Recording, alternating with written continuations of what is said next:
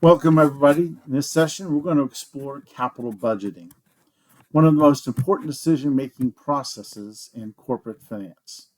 We'll cover how firms evaluate long-term investments, measure risk and return, and decide which projects to accept or reject. These concepts are the backbone of how corporations create value for shareholders.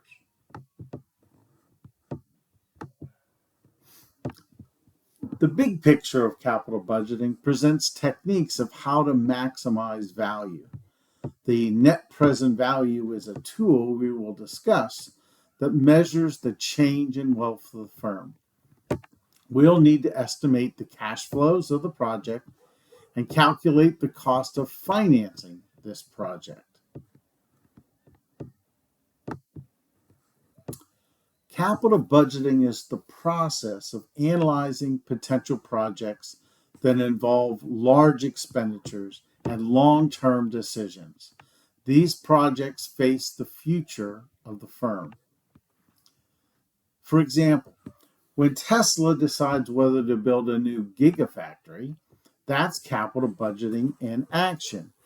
The investment requires billions in upfront costs, but can generate long-term returns if demand for electric vehicles continues to grow. In short, capital budgeting is about forecasting future benefits and costs and making disciplined decisions. The process involves 4 steps: estimating cash flows, both inflows and outflows, assessing the risk of those cash flows, determining the appropriate discount rate. This is usually the weighted average cost of capital. And then we need to evaluate these cash flows with methods like NPV, or net present value, IRR, which is internal rate of return, or payback period. For instance, when Amazon is deciding on warehouse automation projects, they must not only estimate the upfront costs of robots and technology, but also the long-term savings in labor and efficiency. They then discount those future savings at whatever the cost of capital is for that project.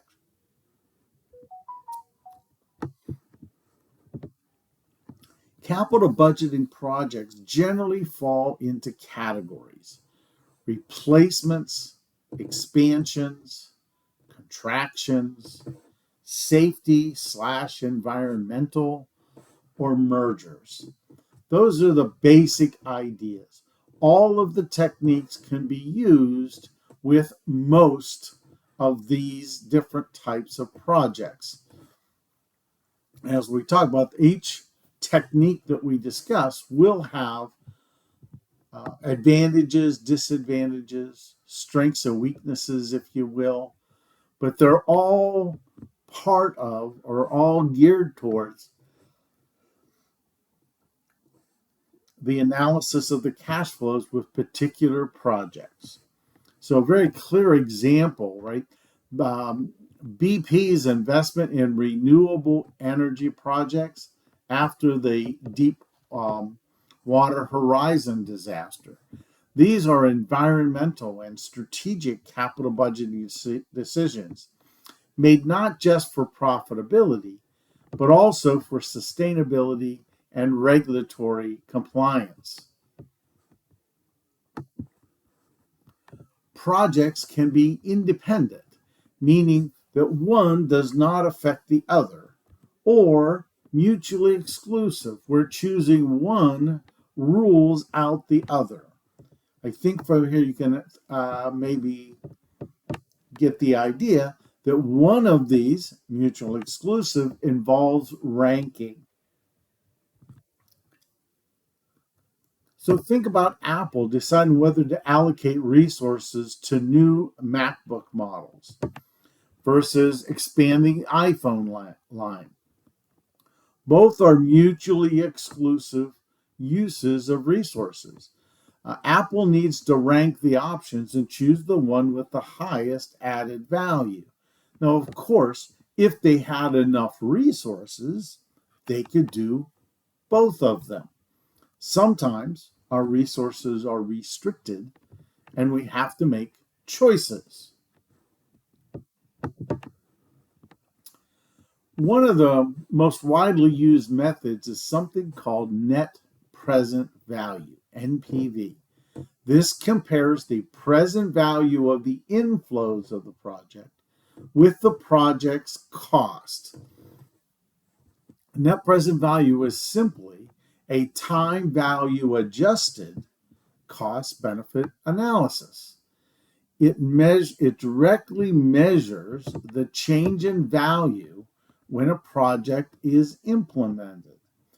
So what this means then is if the net present value is greater than 0, we would want to accept that project because it implies that the value of the firm will increase, which is one of our basic fundamental outcomes that we want to happen.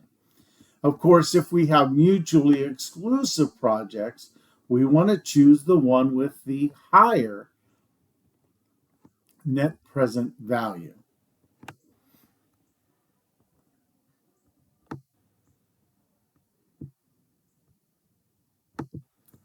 We're going to explore two example projects. The capital budgeting workbook has a worksheet for CB capital budgeting techniques. The top project reflects the formulas used to calculate the various techniques. So as you see up here, we have our formulas. Now the payback technique is a little bit, it's the simplest project, but it requires doing things a little bit more by hand than by formula. And we'll talk about that once we get to payback period. When we look at this, we see the project A has a net present value of $10,924 odd dollars. The discount rate is 10%. Here are the cash flows that we have estimated that we will receive in the future if we do this project. And this project costs $45,000. We have the same basic project, same risk level, 10% is our discount rate, but we've changed the cash flows. It's a different project. And in this example, you can see that net present value is $9,907. What this tells us is that both of these projects are acceptable. If we have the resources, we could do both of them. However, if we can only do one project, we should do the one that increases value more, which means A is the better project in this example.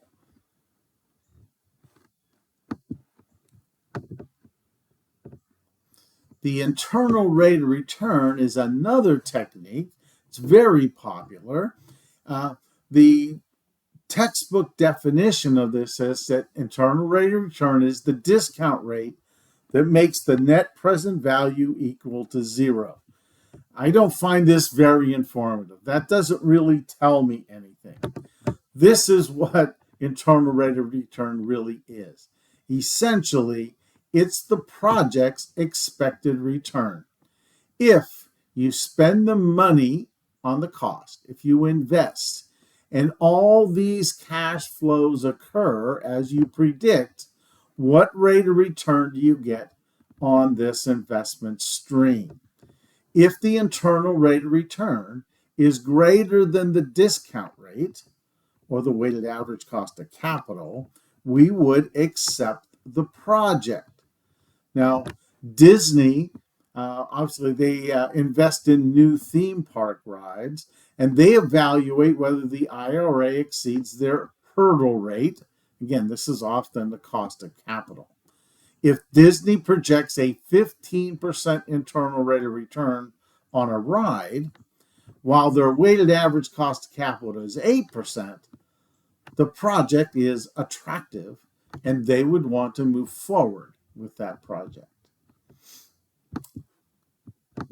Let's look at our two projects.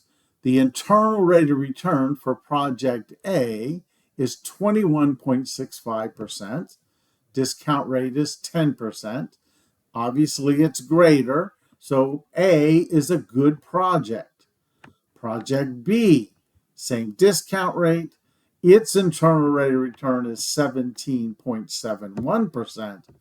So in this case, both projects are acceptable. They're both good projects. However, again, A is still the better of the two projects. Now, I'll tell you, that doesn't always happen. Right? There's lots of reasons why the answers come up, but it's all with the math and the cash flows, etc. But they don't always agree that way. So again, if internal rate of return is greater than or equal to the project's rate of return, some return then is left over to boost shareholders. So any return exceeding the cost of capital adds return to the shareholders. Now, if you think about it, return doesn't necessarily equate to value. It just has a higher return. So again, internal rate of return is the actual return that we expect to get if we do this project. So this yield internal rate of return is very similar in concept to the yield to maturity of a bond.